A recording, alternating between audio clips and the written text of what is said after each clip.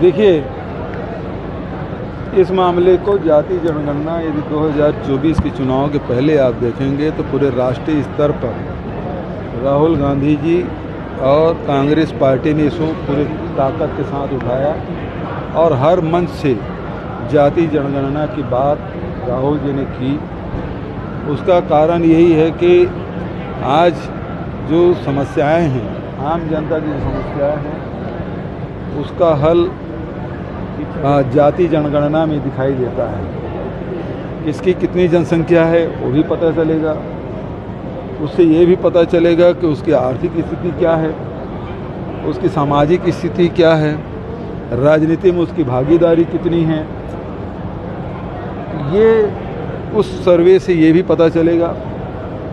दूसरा महत्वपूर्ण बात ये है कि राहुल जी ने ये भी कहा कि 50% की जो सीलिंग लगा के रखे आर्टिफिशियल, उसको ख़त्म करना है।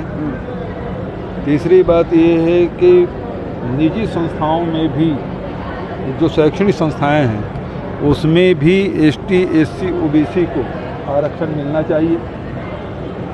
और जो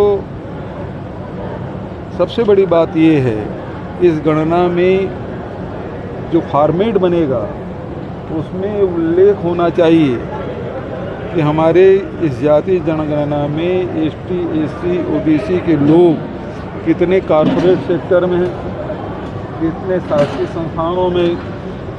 केवल तृतीय चतुर्थ श्रेणी की बात नहीं कर रहा हूँ मैं। आप यदि गीगा वर्कर को देखें, मजदूर को देखेंगे तो ST SC OBC मिल जाएंगे, लेकिन कितने कलेक्टर हैं, कितने IAS हैं, कितने IPS हैं, कितने जो नीति निर्धारक पद हैं उसमें ST SC OBC के कितने लोग हैं, ये भी उस फॉर्मेट में होना चाहिए।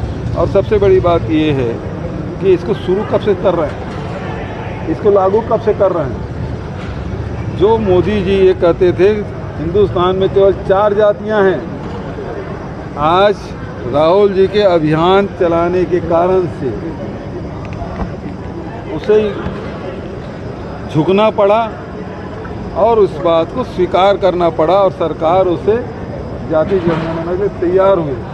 लेकिन कैबिनेट के इस फैसले भर से काम नहीं चलेगा, धरातल में कब उतरेगा।